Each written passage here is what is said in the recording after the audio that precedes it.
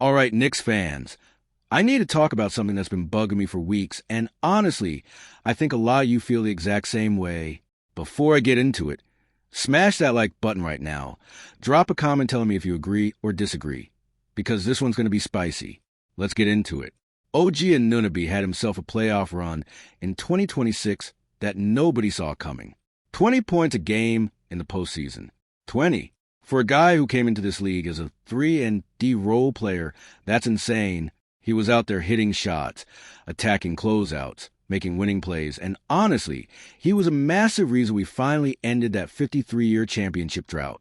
As a Knicks fan, watching that man cook in the playoffs was one of the most satisfying things I've experienced in years. But here's where I have to be honest with you guys, because I'm not just going to sit here and pretend everything is perfect. There's a problem. A real problem.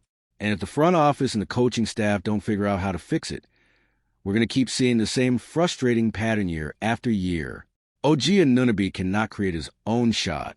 Let that sink in. I'm not talking about him being just okay at it. I'm talking about him being one of the least effective shot creators in the entire NBA. And look, I get it. Not every guy needs to be a bucket-getting isolation scorer. But if you want to talk about him becoming a real, legitimate star, someone who can be relied on night in and night out during the regular season, this is the wall he keeps running into. Quick reminder, if you're new here, hit subscribe and turn on notifications, because we break down every angle of this team, the good, the bad, and yeah, sometimes the ugly, like this one. So, let's talk numbers for a second, because the numbers tell the real story here, not just the highlight reels.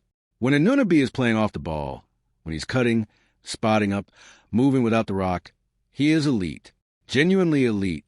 He ranked in the upper third of the league for off-ball movement, and near the top for the gravity.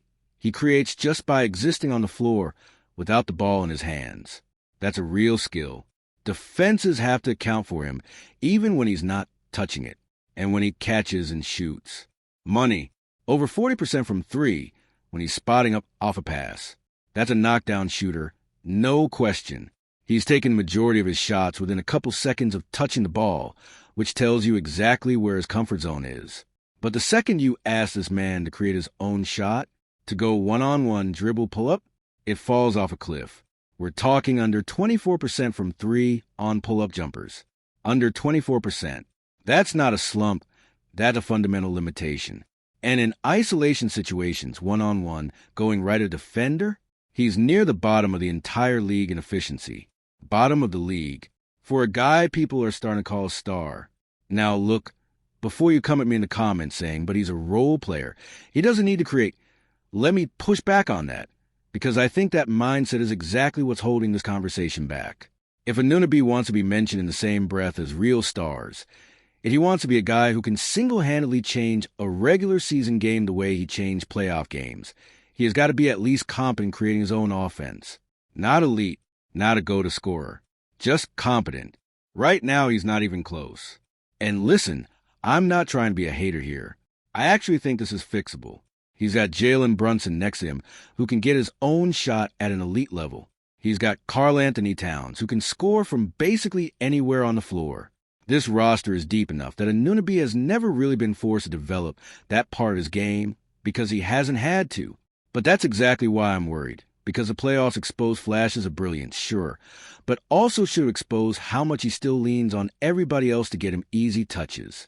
If you're still with me, drop a comment right now and tell me, do you think OG Anunoby can actually fix this next season, or is this just who he is at this point in his career? I genuinely want to know what you guys think, because I go back and forth on this myself. Here's my honest take as a fan. I don't need Anunoby to become an isolation superstar. I don't need him breaking ankles at the top of the key every possession. What I need, what this team needs heading into next season, is for him to be just good enough off the dribble that defenses can't sag off him and dare him to create. Right now, smart defenses know exactly what to do. Run him off the three, force him to put the ball on the floor, and live with the results, because the results are in their favor almost every single time. That's the real obstacle standing between OG Anunoby and true stardom on a night-to-night basis. Not just in the playoffs when everything's heightened and every possession matters more. The regular season is a grind. Teams scout you. They know your tendencies. And right now, his tendency away from catch-and-shoot situations is a major weakness that opponents are going to keep exploiting. All right, that's my breakdown and honestly my rant on OG Anunoby heading into next season. If you made it this far, you already know what to do. Smash that like button. It genuinely helps this channel grow. And drop a comment below telling me your honest opinion. Am I being too hard on him? Am I completely right? Let's argue about it down there. And if you haven't already, subscribe because we've got a lot more Knicks breakdowns coming your way. Let's go Knicks.